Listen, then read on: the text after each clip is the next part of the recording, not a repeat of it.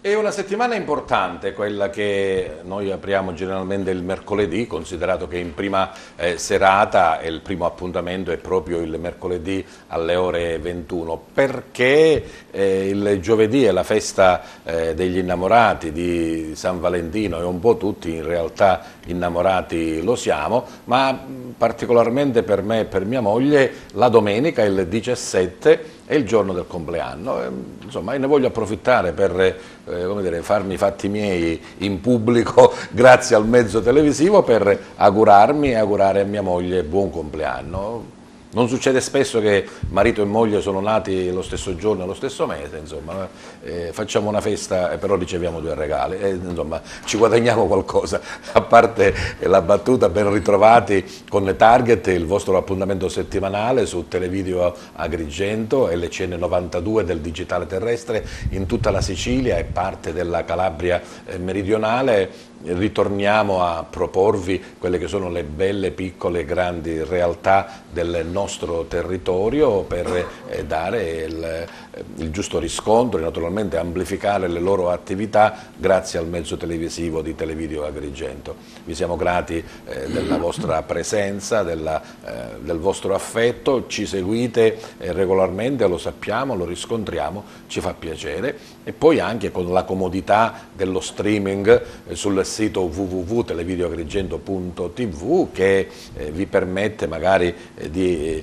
informare chi è che sta fuori del nostro territorio sul digitale terrestre e vedere non solo Target ma tutta la programmazione di TVA dovunque si trovi al mondo e anche poi quelli che sono gli altri social su tutto YouTube dove noi carichiamo le puntate e potete vedere e rivedere, magari attenzionarle negli orari che più vi fa comodo. Il nostro palinsesto prevede, come dicevo, la prima serata il mercoledì alle ore 21 e poi il giovedì di pomeriggio alle 4:30 circa, il venerdì alle 23:30, il sabato a mezzogiorno, domenica intorno alle ore 10. Insomma, cerchiamo un po' di soddisfare tutte le esigenze di orario.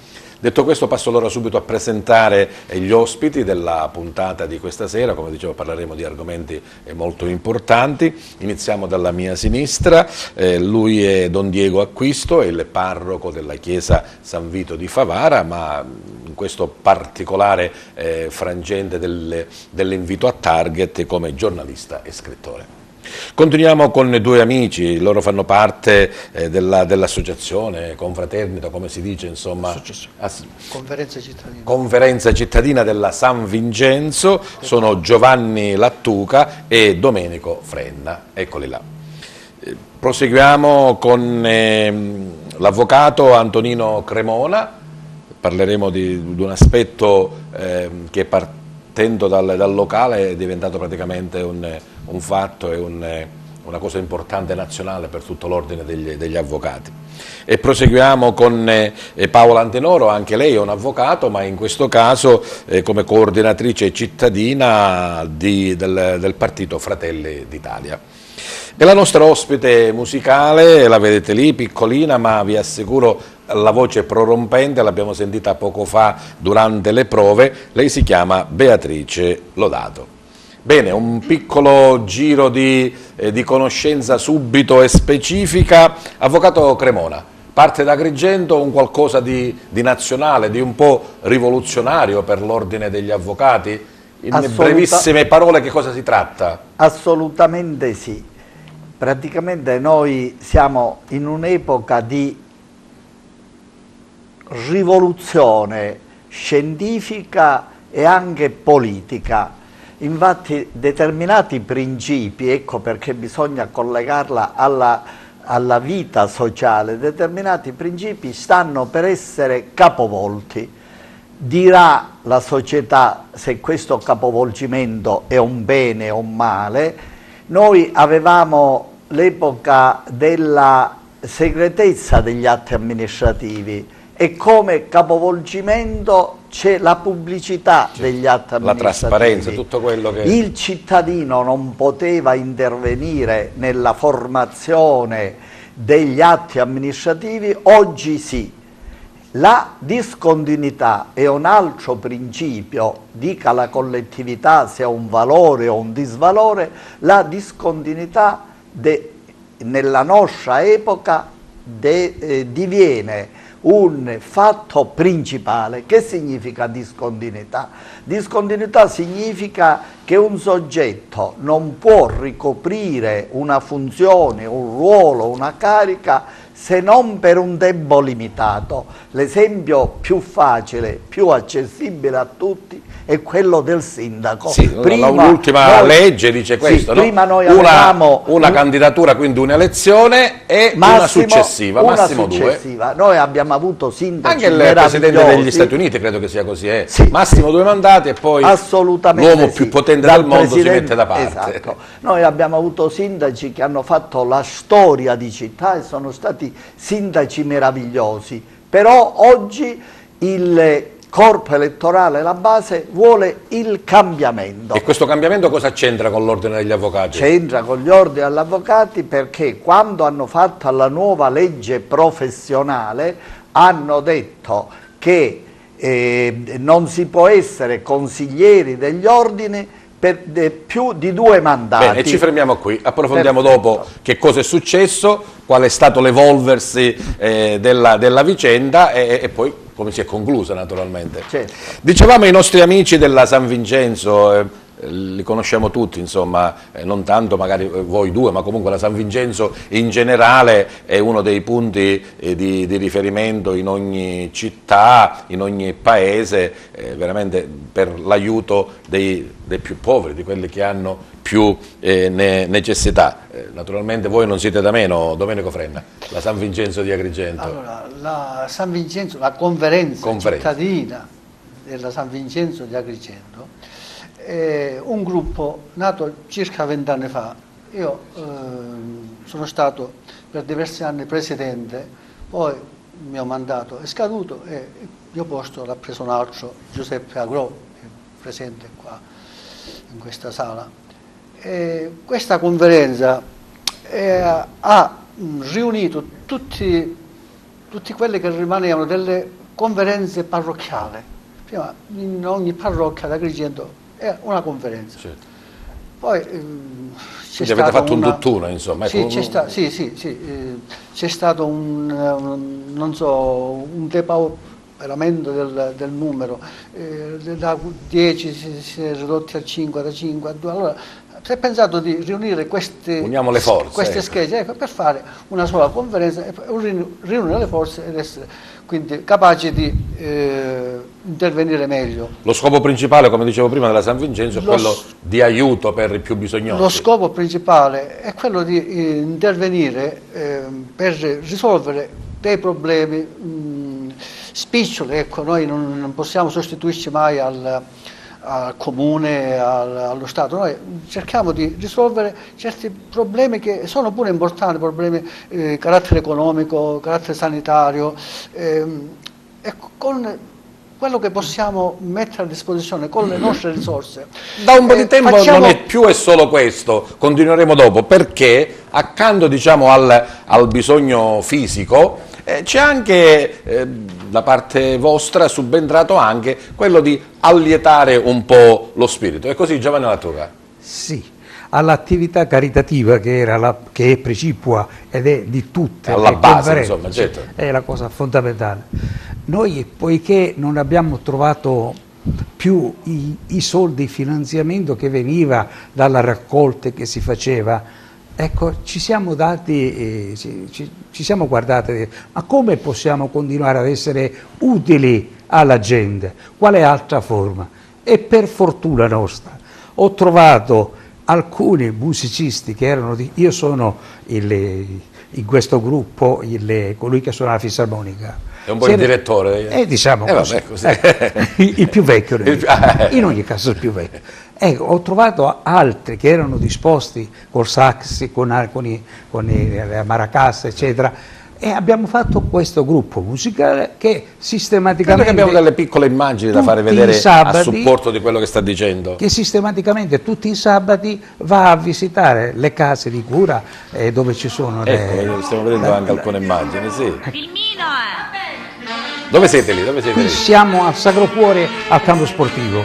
Ah, ecco, quindi allegria, musica e partecipazione, vedo. Sì, lì è una partecipazione enorme. Se lo facciamo si mettono a ballare, ecco, questi Sì, che sì. ballano, questa è la direttrice, ma ci sono, quelli che ballano sono anche i malati.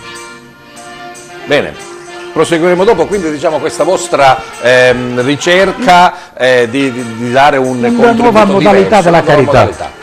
In giro Possiamo per la città? In giro per le strutture? In giro per che cosa? 14 li abbiamo, tra Agrigento e Villaggio Mosè.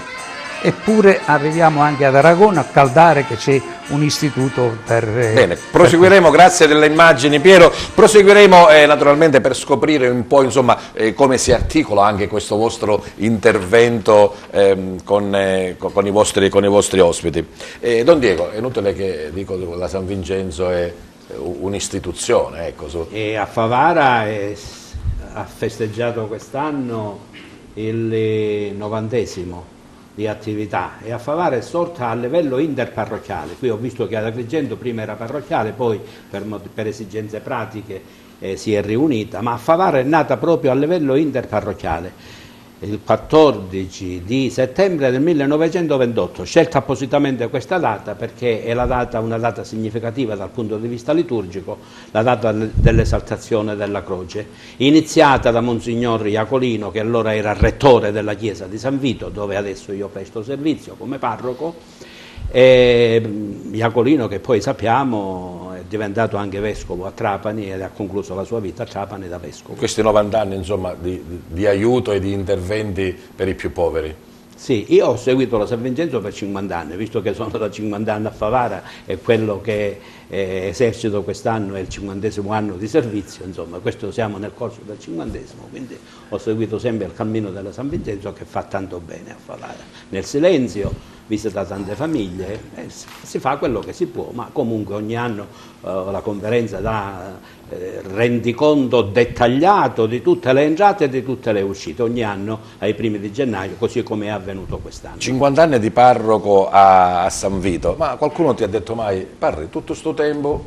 Veramente più di qualcuno questo l'ha detto, e addirittura ogni tanto senza sapere che io ascoltavo, ero nelle possibilità di ascoltare, non perché orecchiavo, ma perché mi trovavo nelle vicinanze, a loro insaputa, sentivo due che discutevano, dice ma questo, dice ma cambia, dice sempre a San Vito, l'unico, le altre parrocchie, ma la mia situazione è una situazione forse anche particolare, comunque io dico scherzando che io appartengo all'Antico Testamento, perché anche nella Chiesa c'è stato un cambiamento notevole per la nomina dei parroci. Magari lo spartiacque e il Concilio Vaticano?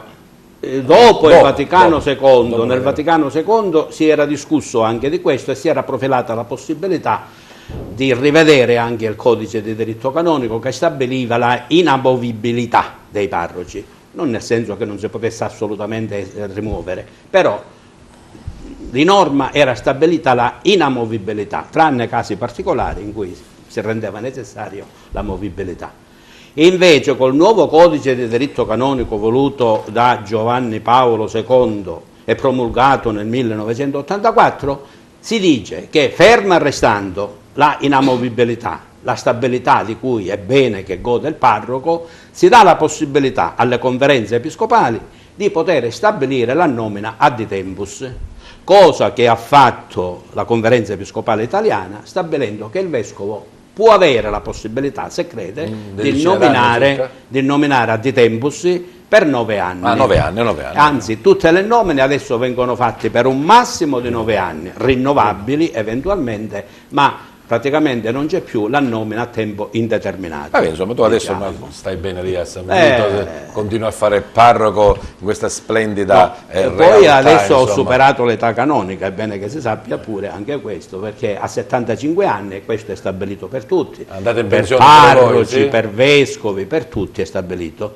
E il Papa addirittura ha fatto un documento in cui dice che bisogna educarsi a sapere lasciare anche il posto, perché nessuno è indispensabile, tutti possiamo essere utili, nessuno è indispensabile, quindi nessuno si deve sentire irremovibile, e quindi a 75 anni si consiglia di presentare dimissioni cosa che io regolarmente ho fatto quando ho compiuto 75 anni, alcuni anni fa, perché ormai mi avvicino ai 79, consegnando la lettera canonica così come prescritto dal codice, e poi si lascia al Vescovo la possibilità di sostituire, di far continuare fino a quando è possibile, finché poi le forze lo consentono. Io dico che per grazia di Dio, i fedeli che mi dicono stai continuando. dipendono da due cose: una, che mi devo sentire bene in salute, è la cosa fondamentale, l'altra cosa, che il Vescovo mi dica di poter continuare, non dicendomi niente, continuo. Bene,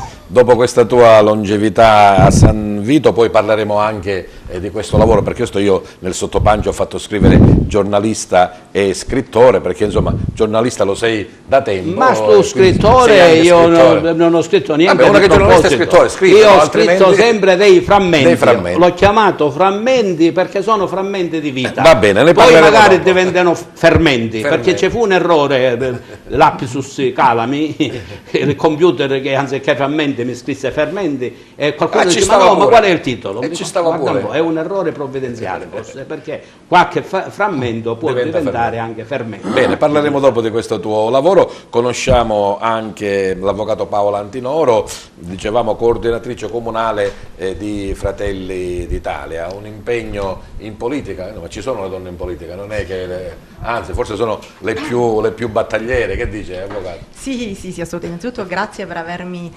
invitato. Mi fa molto piacere essere qui questa sera con voi. Sì, la mia è una passione che nasce ormai da tantissimi anni, forse da quando ero in fasce, da più di 20 anni, seguendo un po' quella che è la mia tradizione familiare, lo sento, è una passione che sento mia, che sento nel mio DNA.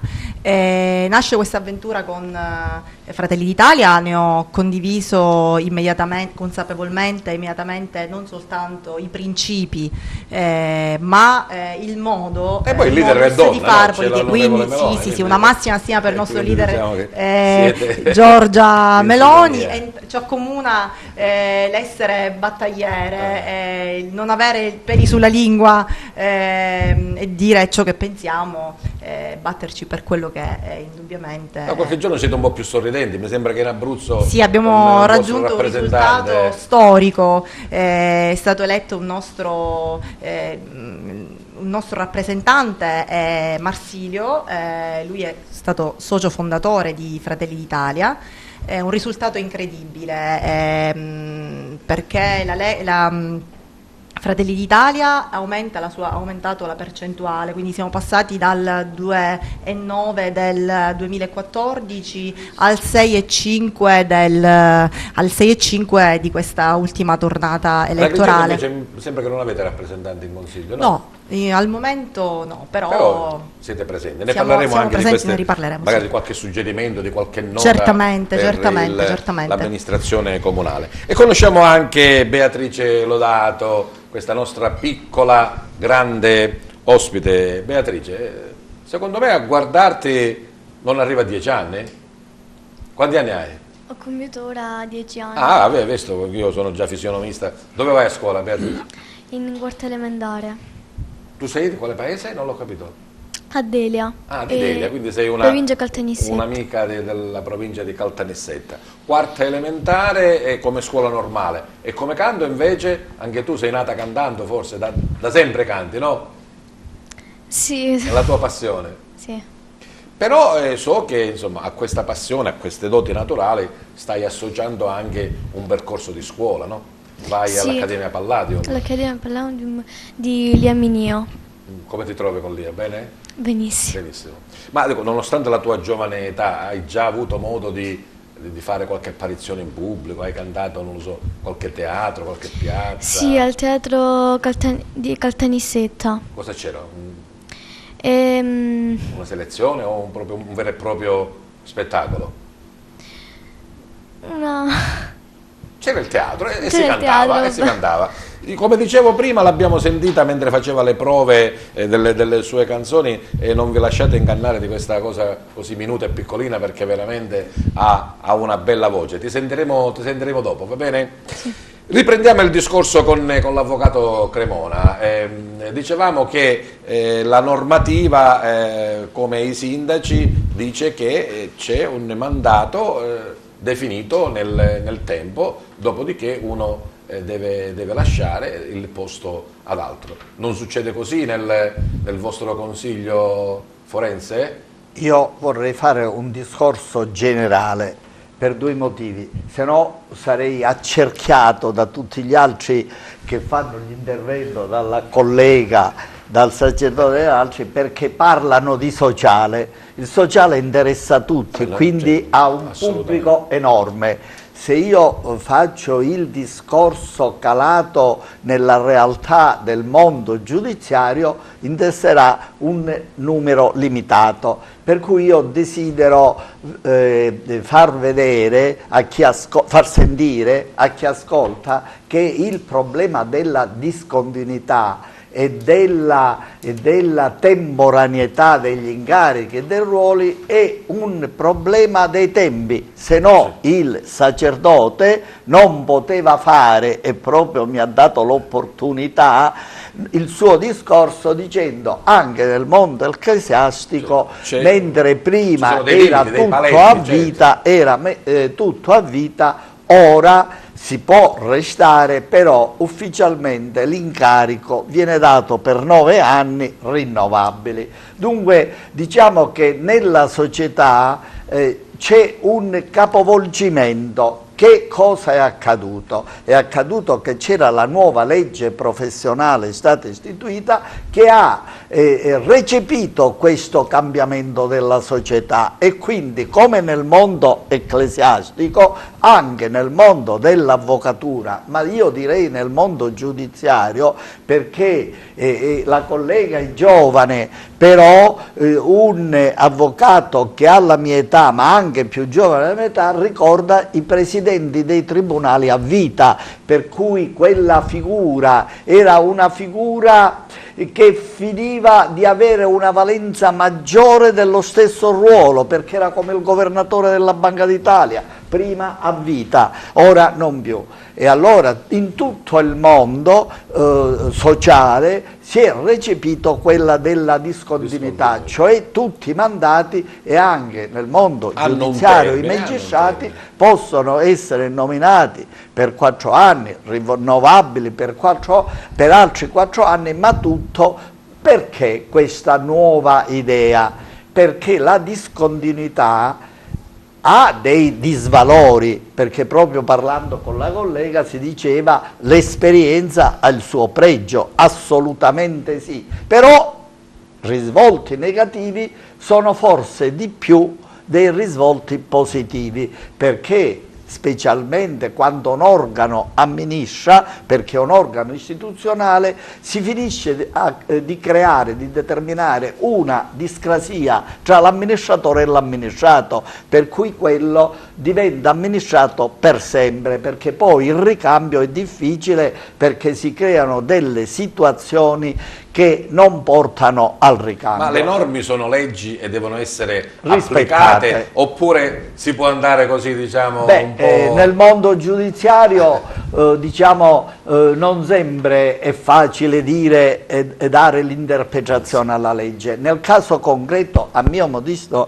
avviso, la legge era chiarissima. Però c'è stata necessità di ricorrere a un organo superiore. Di ricorrere a 2 organi superiori, perché noi avvocati, avverso le elezioni, dobbiamo prima fare il ricorso all'organo che ora con la riforma professionale il Consiglio Nazionale Forense è diventato organo superiore rispetto agli organismi di base che sono i COA, Consigli dell'Ordine degli Avvocati. E allora prima prima quello interno, ecco, al vostro ordine, e dopo una magistratura interna. E dunque io ho fatto il ricorso perché, ma non voglio localizzare la cosa, perché si trattano di colleghi e in un piccolo foro come Agrigento, io dico che se non siamo amici siamo buoni conoscenti, certo, praticamente io ho dovuto fare il ricorso perché ho ritenuto che c'erano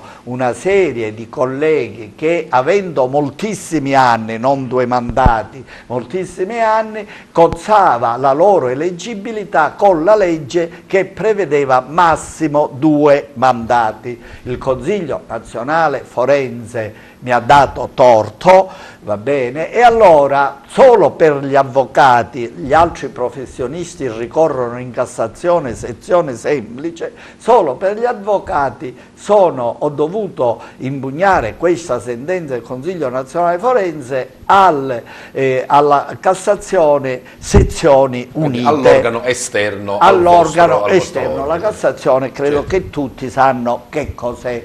In piccola sintesi, la normativa dice che non si può ricoprire quell'incarico per più di mandati, ma in realtà ci sono diverse consiglieri che lo ricoprono da diversi anni. Ma no ad Agrigento, no, in generale, è un fenomeno diffusissimo. Non diffuso, io direi... C'è qualcuno che dice, scusate, ma se c'è questa normativa perché non si deve rispettare? Fa una opposizione, l'organo interno dell'ordine dice no, va bene così, andiamo avanti. Chi fa l'opposizione non è convinto, va all'organo superiore che è la Cassazione, sezioni riunite.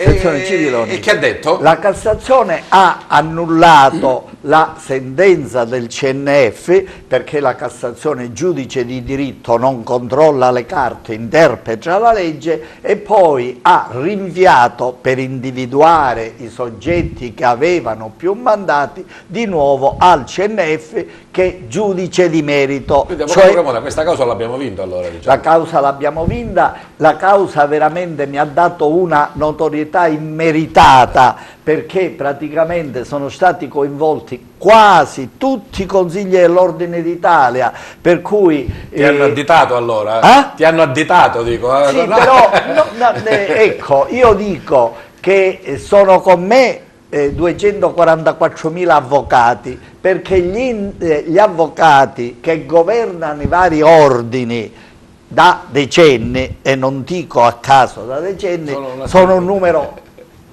limitato, proprio sparuto. Ci spiegherai anche qual è la conseguenza e che cosa, insomma, in giro per l'Italia. Sì, anche perché ne è derivato un decreto legge che ora è diventato legge. Questo poi lo dire, insomma, che cosa ha portato. Ritorniamo alla San Vincenzo. Dicevamo questo compito principale dell'aiuto al prossimo, professore Frenna, c'è difficoltà? Le persone non sono più propense a donare, ad aiutare, a contribuire? Allora, la San Vincenzo ha il desiderio di contagiare, cioè quello che facciamo noi dovrebbero farlo tutti, ognuno dovrebbe curarsi del vicino di casa, vicino di quartiere. Non è una specialità, non è una, come si dice, una prerogativa particolare della San Vincenzo. Ogni cristiano ha il compito di curarsi del fratello, sia nella stessa città, sia di straniero. Ecco, questo è un compito di tutti. Noi seguiamo l'esempio di Federico Zanammi, che nel 1800, assieme a alcuni amici, facevano le visite insomma, cercavano di conoscere la situazione, e quindi facevano la visita a una famiglia, un'altra famiglia, una persona, un altro gruppo, e sovvenivano e aiutavano secondo i bisogni e secondo le disponibilità finanziarie. Ecco, questo esempio noi cerchiamo di seguirlo nella maniera migliore, specialmente alla lettera. E nella città di Agrigento ci sono situazioni sacche di povertà, specialmente nei quartieri più degradati, nei quartieri periferici, dove mancano tante cose essenziali che il Comune dovrebbe curare, invece di... Ma insomma, lasciamo stare questo. Noi cerchiamo praticamente di fare una cosa elementare, una cosa semplice, alla portata di tutti, non è una cosa difficile. Bisogna soltanto avere il sentimento, ecco, metterci il cuore. Se tu hai il cuore Allora, il bisogno lo vedi, se il cuore non ne hai, se hai solo la testa, hai la ragione ti porta dall'altra parte, il cuore ti porta verso il prossimo, la testa magari ti può portare verso il prossimo, ma spesso la testa ti porta dall'altra parte. Quelle immagini che stiamo vedendo invece si riferiscono a questa nuova iniziativa della San Vincenzo, l'abbiamo accennato, ovvero non solo un beneficio e un aiuto materiale, ma anche una condivisione, un momento di allegria, di spensieratezza, cioè così i male pensieri se ne vanno, insomma, è così, professore Lattuga? Esatto, proprio questo. L'esperienza con la musica è favolosa, il malato aspetta quella musica. Un giorno siamo entrati in uno di questi ospiti, ecco, e c'era una signora dentro, sopra una sedia, con la coperta tutta che dava segni di non volere partecipare. Appena abbiamo cominciato a portare i ritmi piuttosto sonori si è alzata di corsa, ha cercato un girello lì vicino, si è messa a cantare con noi. Forza della musica. Ma voi avete cosa? Una vera e propria orchestrina? Sì, glielo dico subito, l'orchestrina è formata da 2 sax, alla fisarmonica io, i ritmi il signor Albanese, e poi canta San Martino, il professore San Martino, Agro che suona la chitarra, Peppe Catano che suona la pianola. Ecco, e abbiamo anche gli altri che cantano, tutto il gruppo. Siamo 15 persone. Quindi un incontro con queste comunità, insomma, queste associazioni dove ci sono ospiti, gli anziani principalmente, insomma. Sì. Quindi un vero e proprio spettacolo di danza. Per un'ora, e ce ne andiamo sempre con la promessa, quando verrete, la nostra presenza qui è motivata anche per questo. Io sono 70enne. Non lo voglio dire, ma sono giovanissimo, dai. Ecco, non sono ecco, il gruppo, insomma, siamo giù di lì. Ecco, vorremmo che qualcuno ci sostituisse, perché dopo la nostra presenza attiva, per ora ci siamo. Ecco, vorremmo che continuasse questa attività, perché è favolosa. Io invito tutti, se vogliono venire, a fare esperienza di incontro con questa gente. C'è tanto da apprendere, c'è tanto anche da essere contenti, e anche i dirigenti di queste scuole, di questi istituti, ecco, spesso telefonano al professore Frenna, perché lui è l'organizzatore tecnico degli incontri, insomma, ecco, perché vorrebbero che noi fossimo più presenti, più attivi, perché attualmente il turno è ogni 3 mesi, abbiamo 14 e passa di strutture, e quindi se potessimo formare un altro gruppo, ecco, invece di 3 mesi diverrebbe l'attesa 1 mese e mezzo. Mi fa piacere quello che ho sentito poco fa che diceva lei, nel senso che oltre il vostro donare tempo e simpatia, voi riceviamo molto. No. E quando dicevi la parola ricevere, sorridevi. Perché? Perché un bene ti fa bene. Guarda, intendere, noi siamo tutti professori di lettere. Ecco, quindi. Intendere non lo può chi non lo prova. Quindi io ho detto, come hai sottolineato bene, che io sorridevo istintivamente, non pensavo. Ho notato proprio. Ecco, istintivamente. Veramente noi ci andiamo per appagarci di questo. Forse potrebbe sembrare egoisticamente, a qualcuno esterno può dire: ah, voi ci andate perché avete un appagamento per questo. No, io penso che sia anche un diritto avere l'appagamento. Padre Acquisto, lei che con la teologia ha qualche cosa più di me, non so se è un diritto anche di chi fa il bene, di chi dà qualcosa, di chi è utile agli altri, ha il diritto di godere di questa gioia che nasce dall'azione in se stesso. Quando si fa del bene si sta bene. Si sta bene, veramente. Allora, abbiamo, come avete visto, insomma, affrontato argomenti forse un po' diversi, ma che in realtà un po' di filo conduttore c'è, no? Perché poi è la società, dove viviamo noi, che è interessata a tutte quelle cose che si stanno dicendo qui e che Target vi propone. Un piccolo momento di pausa, adesso ho decantato più di una volta le lodi canore di Beatrice Lodato, ma adesso ti dobbiamo sentire all'opera, giusto Beatrice? Come primo brano so che ci presenti una bella canzone, Io che non vivo. Torniamo indietro nel tempo, però è bella questa, no? Ti piace? L'hai scelta tu, chi l'ha scelta questa canzone? Liaminio, però Liaminio, mi però ti piace. Però ti piace. Sì. Io che non vivo, vieni qui al centro del nostro studio per la nostra ospite musicale a Target.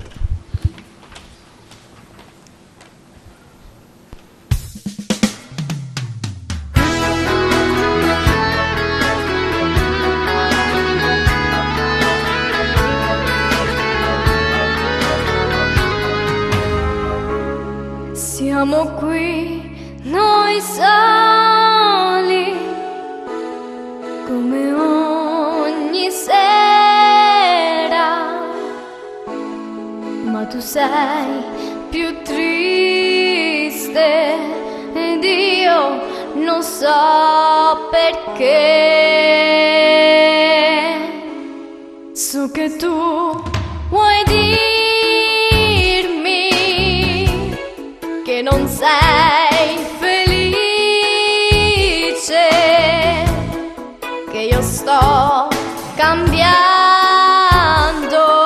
e tu mi vuoi lasciare.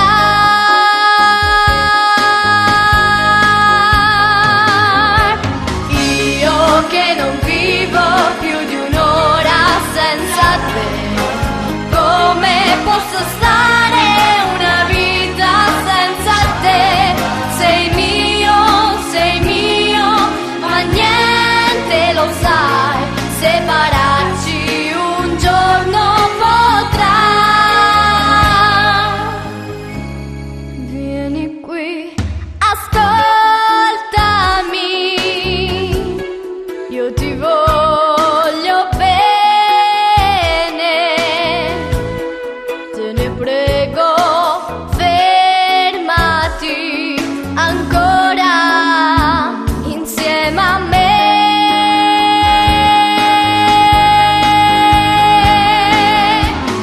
Io che non vivo più di un'ora senza te, come posso stare una vita senza te?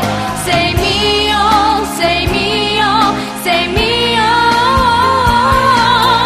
Io che non vivo più di un'ora senza te, come posso stare una vita senza te? Sei mio, sei mio, sei mio. Brava! Ritorna al posto Beatrice Lodato. Avevo ragione io, insomma, così magari nell'intervista, cosa ancora un po' piccolina, non riesce a collocare, però la voce è prepotente. Allora, avvocato Antinoro, dicevamo l'impegno con la politica, la soddisfazione per queste le ultime recenti elezioni, tornate elettorali in Abruzzo, ma da Agrigento come siamo messi? Allora, ad Agrigento al momento non abbiamo nessun rappresentante al comune di Agrigento, quindi nessun consigliere, però... So che non vi vieta di fare una bella azione politica. Appunto, delle sì, note, degli noi interventi, ci assolutamente, assolutamente. Noi siamo in una fase, siamo osservatori al momento, ed è una fase che non ci dispiace, perché ritengo che la politica, indipendentemente, per fare politica, indipendentemente dalla carica, indipendentemente dall'essere protagonisti, è necessario che il vero politico sappia ascoltare, quindi sappia ascoltare il territorio, sappia ascoltare il cittadino, gli anziani, le famiglie, tutte quelle istanze, le istanze appunto che del territorio.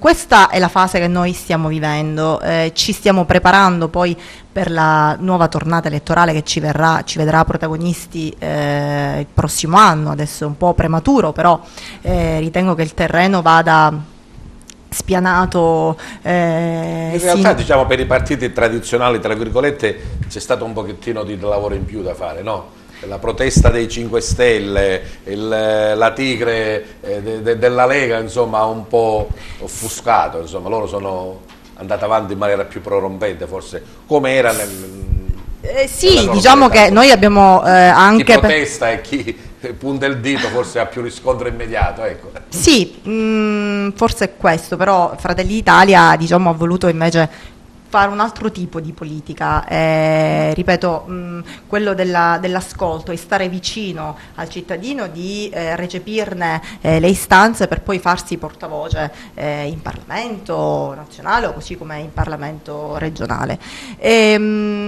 Sul territorio Lo dicevo ad Agrigento. Ad Agrigento, come stavo dicendo, ad Agrigento dico, Sindaco Firetto, come lo vedete, diciamo? No, noi stiamo osservando, indubbiamente ci sono tante cose che non vanno e cose che andrebbero cambiate. Non voglio entrare nel merito dell'attività, non voglio, però sicuramente in questo momento i comuni vivono un momento di difficoltà, purtroppo a causa dei mancati fondi anche economici, però si potrebbero sfruttare altre risorse, come per esempio adesso noi in qualità di Fratelli d'Italia ci siamo interessati su quello che è il tema del turismo. Già nel 2015 io prima della tornata elettorale avevo chiesto all'amministrazione che si sarebbe insediata di istituire la consulta turistica. È stato fatto ultimamente, è stata istituita da questa giunta comunale, e allora noi Fratelli d'Italia chiediamo, per esempio, in questo caso la tassa di soggiorno, si parla tanto di tassa di soggiorno, la tassa di soggiorno che diventa... Se si incassa, non si incassa, se si incassa dove va a finire poi e come viene utilizzata? Appunto, dico, visto che mancano le risorse, si potrebbero sfruttare questo... Oppure si può... per esempio, in questo caso, essendo una tassa negativa dagli analisti del turismo, viene vista non certo come una positività, però se questa tassa viene poi riutilizzata sul territorio per poter migliorare i servizi, il turista stesso vede quella tassa come qualcosa di positivo, certo, ecco. Un suo piccolo contributo per migliorare quelle finalità. Quello potrebbe servire appunto all'amministrazione per poter risolvere o comunque rendere più fruibili alcuni servizi che purtroppo sono... Il turismo credo che sia una cosa interessante, anzi vi invito a... Sì, no, ma è una cosa, è un tema sul quale noi ci battiamo e ci batteremo anche successivamente. Purtroppo nella mia lunga carriera giornalistica certe volte mi sembra di tornare indietro nel tempo, negli anni, per le cose che vanno, per le cose che non vanno, però da tutte le parti il turismo sta messo al primo posto. Certo, certe volte non si realizza, come molto spesso non avviene, però credo che debba essere la priorità assoluta. Soprattutto qui da noi, Agrigento, diciamo, è terra di cultura, è stata la culla di diverse civiltà. Ci aiuta anche un clima favorevole.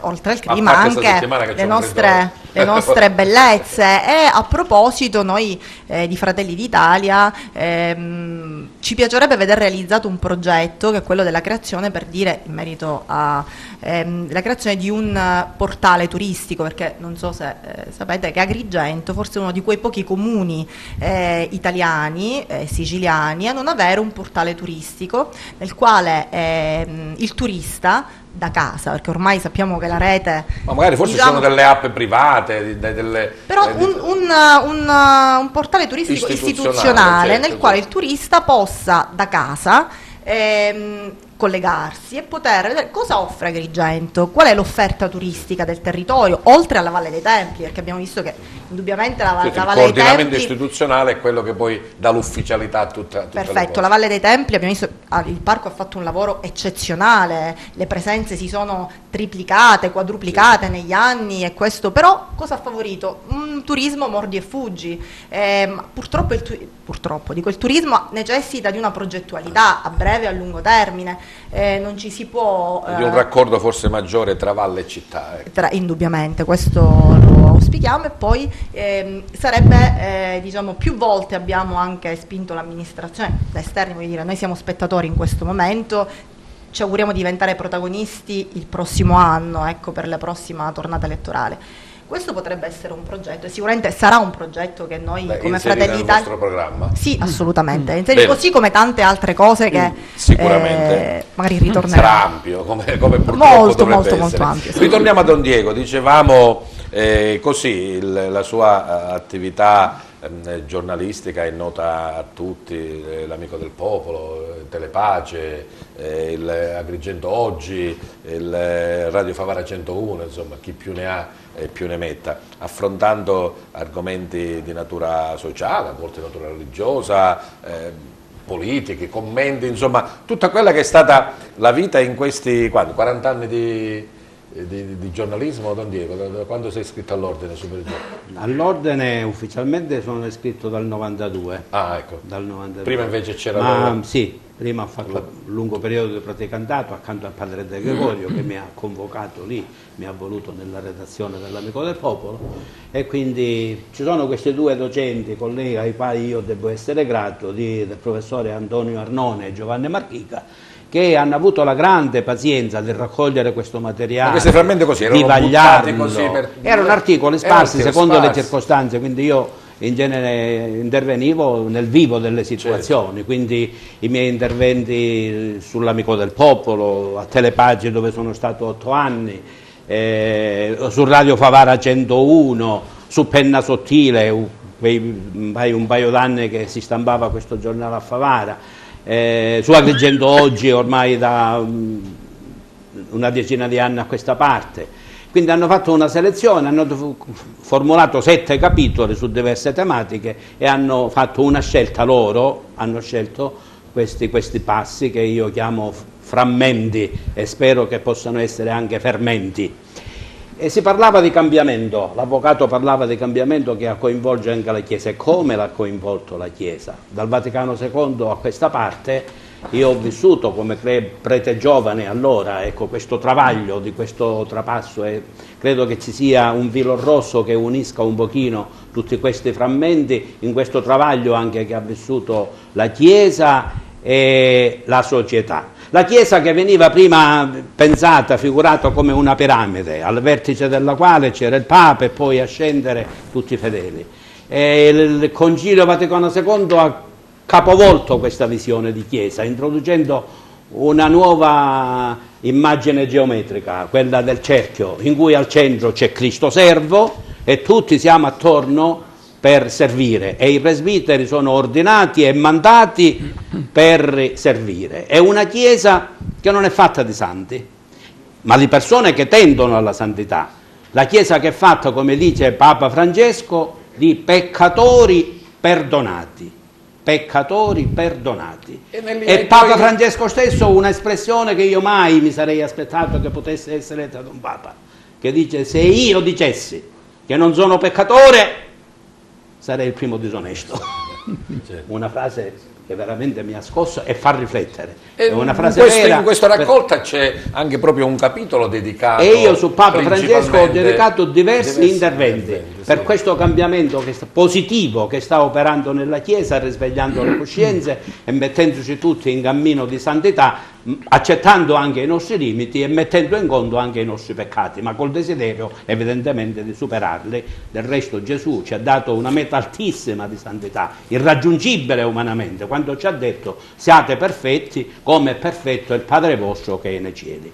Che cosa ci voleva dire? Ci voleva dire che dobbiamo sempre tendere e mai appiattirci sulla realtà, ma il Vangelo stesso è annuncio, è parola di salvezza che provoca sempre cambiamento. C'è qualcosa di particolare che diciamo, nel trasportare questi tuoi frammenti, questi tuoi scritti ai due coordinatori che magari hai riletto? No, io ho dato un dischetto così, alcune foglie che avevo sparse e l'hanno visto loro, la scelta l'hanno fatto unicamente loro. E poi ho avuto anche diverse perplessità se era il caso di pubblicarli. Ecco, un certo travaglio c'è stato. Hanno dedicato un intero capitolo alla mafia.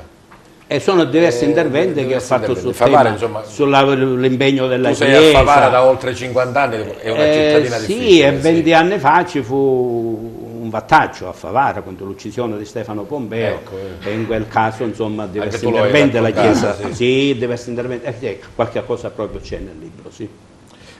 Questo libro che cosa? Resta chiuso nella chiesa? O lo Questo libro si sta diffondendo così in via amichevole, intanto ecco. il ricavato fa tutto interamente in beneficenza alla San Vincenzo di Favara, ecco, e il libro Noi siamo pronti a alla San ricevere. Vincenzo di Favara e alla missione di Pogolo in Tanzania della Comunità Cristiana nel Mondo.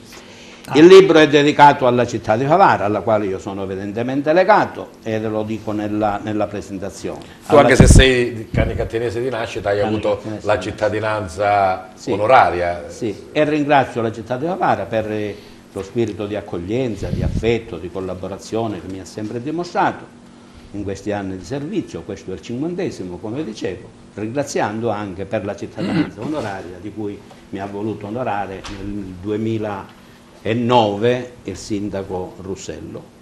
Il cambiamento che vede un prete, un parroco, non lo so, dico, forse è un po' diverso o comunque più approfondito di quello che può vedere un giornalista normale o uno che vive il suo territorio.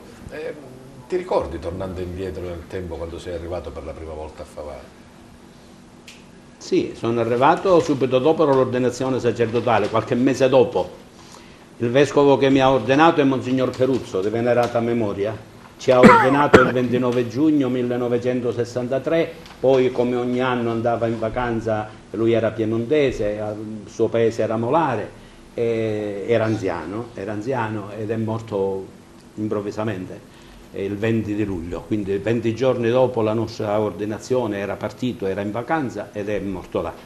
E quindi poi dopo qualche mese Monsignor Lauricella, che poi fu vescovo prima a Cefalù, poi a Siracusa, era il vicario capitolare, e mi chiamò per le nomine dei nuovi sacerdoti e mi disse che Monsignor Peruzzo prima di partire aveva fatto alcune nomine che erano conservate nel cassetto, quindi mi ha detto: devo dare esecuzione a quello che Monsignor Peruzzo, il vescovo, ha stabilito, quindi tu devi andare a Favara da vicerettore. Quindi sono andato a Favara qualche mese dopo, quindi a metà agosto, ai primi di settembre del 1963. E poi mi sono inserito un pochino in città così, ma ero in seminario, docente, dove sono ancora in seminario, risiedo là. Poi ci fu il problema di San Vito, quindi sono stato pressato di pigliare il servizio in questa parrocchia dove era avvenuto un battaccio, di San Vito, l'uccisione del parroco, sì, un momento molto, molto delicato. Io già andavo a San Vito così per amicizia, non avevo nessuna nomina da parte del vescovo, ma andavo così e collaboravo con Padre Seggio, che è una grande figura, innovatore, ha lasciato un segno a Favara. Padre Seggio attirava molto i giovani e li lanciava nell'impegno, un carattere molto diverso dal mio. E come dicevano quei due che tu hai ascoltato così in maniera un po' non diretta, da quel giorno non ti sei più spostato. Io non ho mai chiesto di cambiare, perché mi sono trovato bene, e la mia filosofia è che quando uno si trova bene in un posto ci può anche restare. Ma oltre a trovarti bene, hai fatto anche bene. Ho cercato di fare del mio meglio, non esageriamo. Il tuo compito di pastore. Non esageriamo. Bene. Come vedete, insomma, anche se gli argomenti possono sembrare diversi, però sono sicuramente molto interessanti. Avvocato Cremona, allora dicevamo che la Cassazione, sezioni unite, ha dato ragione a quello che lei aveva proposto, e addirittura se ne è interessato anche il Parlamento. Sì, io nell'immaginario comune il giudice dà tra due litiganti ragione ad uno e torto a un altro, e questa è la funzione tipica del giudice. Però io ho proposto, e questo lo si può chiedere solo alla Cassazione, non all'altro giudice, perché è un giudice di diritto, io ho fatto una domanda, ho detto: io non desidero sapere se ho ragione o torto io nei confronti di quei miei colleghi eletti al Consiglio dell'Ordine di Agrigento, perché questo sarebbe limitativo e per questo la sentenza ha avuto grande risalto. Io ti pongo un quesito di diritto, io ti dico la legge in tutte le prossime elezioni, cioè quelle che si svolgeranno nel 2019, quelle che si svolgeranno, finché la legge è questa naturalmente, quelle che si svolgeranno fra 4 anni dopo il 2019, come va interpretata? E la Cassazione ha risposto a questo quesito di diritto. Questo in effetti mi interessava poco come litigante, si dice così non a causa, ma mi interessava come cittadino e come persona, per quel principio, per quel filo conduttore che è venuto fuori. Non so se è stata l'abilità del giornalista di mettere 5-6 persone tutto, oppure è stato un caso, ma se è stato un caso io ringrazio il conduttore e ringrazio TVA di questo bel caso.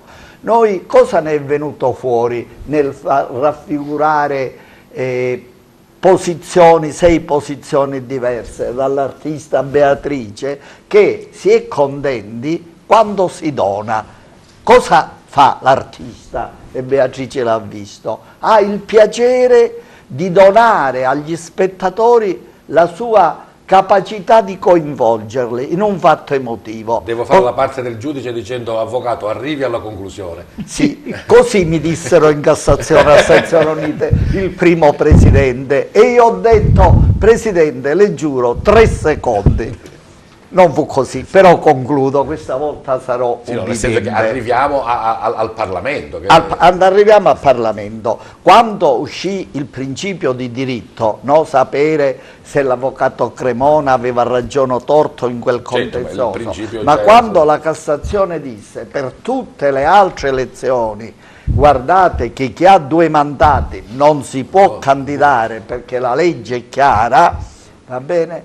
Allora i vari presidenti che avevano decenni reagirono in maniera diversa. Per esempio il presidente dell'Ordine di Milano, uno dei più grossi ordini e più importanti per affari che tratta, disse: le leggi si rispettano, io rispetterò la sentenza della Cassazione. Un altro presidente, per prendere 2 esempi alle scene, disse: si rispettano le sentenze scritte bene. Siccome questa sentenza è scritta male, quando dico significa che è registrato quello che ho detto perché me le hanno mandate, io mi ricandido anche se sono al 12° anno e dunque non è che ho 2 mandati, né di più. Allora il Presidente del Consiglio dei Ministri, su iniziativa congiunta del Presidente del Consiglio dei Ministri e del Ministro della Giustizia, fu presentato un decreto legge che interpretava la legge. Dici, ma c'è bisogno per evitare un'interpretazione della legge? Sì, per evitare ulteriore contenzioso. Disse: la legge va interpretata in questo modo, come ha detto la Cassazione, e quindi c'è l'incandidabilità. Tra l'altro la Cassazione, nell'esaminare la questione, si pose un problema: questa legge è costituzionale? E disse assolutamente sì, perché risponde al nostro ordinamento giudiziario. E allora questo decreto legge si doveva convertire in legge, ma il governo ebbe premura e revocò questo decreto legge, che si sarebbe dovuto convertire il 12 febbraio, e lo recepì in un decreto legislativo che è già stato convertito, per cui è stato pubblicato già nella Gazzetta Ufficiale, ed è legge. E anche quella è la legge di interpretazione autentica. Dunque questa sentenza ha avuto un clamore nazionale per gli effetti che ha provocato nel mondo giudiziario italiano, perché non è un problema di Agrigento, ma è diventato un problema nazionale. Bene. Come diceva all'inizio l'avvocato Cremona, non è che è una cosa che riguarda soltanto l'ordine, ma abbiamo parlato veramente di discontinuità su diversi campi e questo è uno degli esempi. Ci avviamo quasi alla conclusione del nostro appuntamento, ma prima ancora dobbiamo parlare di cosa? Del vostro impegno in musica? No, prego, professore. No, ecco. Ho chiesto che questa volta dicevo lei è l'anullo, ecco. E l'alunno e il professore sono io. Quanto tempo abbiamo? 30 secondi. Allora, visto che abbiamo 30 secondi, vorrei lanciare un appello a tutti quelli che ci stanno ascoltando, che se volete fare un'esperienza con noi siamo pronti. Sì, ma non abbiamo finito ancora, perché vi lascio poi un saluto finale proprio. Volevo proprio dire questo, che dopo l'esibizione, la seconda esibizione di Beatrice, noi ci salutiamo naturalmente, però qua noi non facciamo il grazie e arrivederci, guarda, vi facciamo vedere nel mentre un altro intervento chiamiamolo così, della band della San Vincenzo. Dove siamo lì? Santa Teresa, quella che hanno aperto ora, ecco. Vicino all'ospedale. Questo è il padre del grande coinvolgimento di tutti, ci fa piacere. Grazie dell'intervento, Piero, di conoscere di vista. Lo dicevamo, dopo l'esibizione di Beatrice vi chiamerò per salutare, insomma, però noi non diciamo grazie e arrivederci, sarebbe troppo riduttivo, insomma. Mi dovete fare un saluto con, non lo so, con una frase, con una citazione, con un buon proposito, con un qualcosa che caratterizza anche il vostro essere qui e il lavoro o comunque l'impegno che voi avete. Beatrice, la scena è di nuovo tua, prima Io che non vivo, adesso invece una bella canzone di... chi è? Pausini questa? No? Giorgia, io non li conosco tanto bene. Come saprei? Vai lì al centro del nostro studio, ancora una volta per voi, Beatrice Lodato.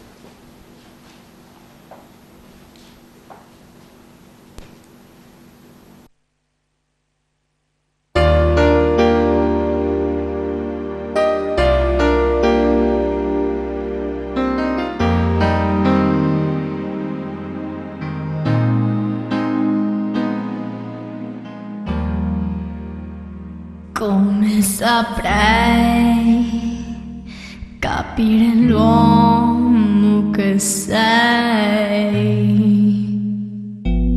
Come saprei scoprire poi le fantasie che vuoi? Io ci arriverei nel profondo dentro te, nei silenzi tuoi, emozionando sempre più. Come saprei stupire l'uomo che sei quando stai lì e non sai che voli prendere. Come saprei richiamare gli occhi tuoi, incollar le miei, emozionando sempre più. Nel mondo che solitudini ci dà, perché non resti un po' con me? Come saprei amarti io? Nessuno saprebbe mai. Come saprei riuscirci io? Ancora non lo sai. Io ci metterò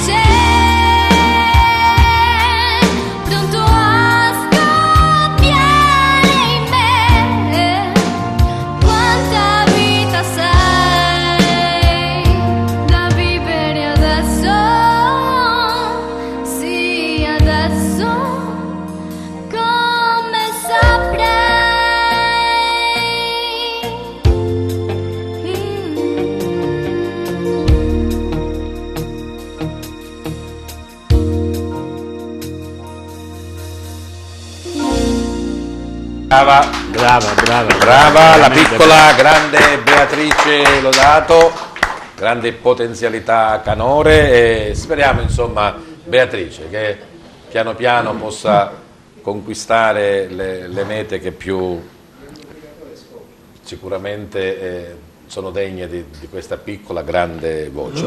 Grazie allora a Beatrice Lodato e buona prosecuzione per principalmente i tuoi studi e poi anche per la tua passione del canto.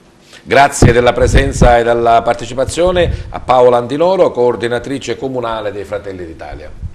Grazie a voi per l'invito. Mi premeva però dire un'altra cosa. Siamo nei saluti, quindi allora mi auguro che la politica ritorni al territorio e ritorni ad ascoltare la gente. Purtroppo per troppo tempo invece è stata distante, si è pensato più, come dicevo poco fa, a un protagonista al protagonismo inteso in altro senso, ecco.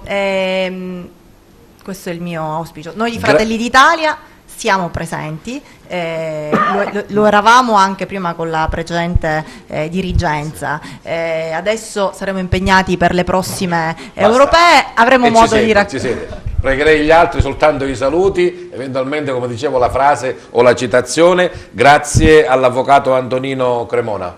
Proporsi è un valore per la collettività e non bisogna avere paura dei cambiamenti se ragionati. Bene, prima di salutare gli amici della San Vincenzo, so che tra il pubblico ci sono anche altri vostri componenti, li possiamo fare entrare? Sì. Prego, dai, così facciamo una rimpatriata. Dai, subito entrate, un po' qua anche a destra e a sinistra. Perfetto, ce li vuoi presentare che sono questi? Sì, adesso. Prego. Un po' più là, così, bene. Ci sentiamo tutti, Gerlando? Bene. Giuseppe Agrò, diciamo così, presidente della San Vincenzo cittadina, Calogero Marullo, sassofonista. Quindi fanno parte della band loro. Sì, ecco.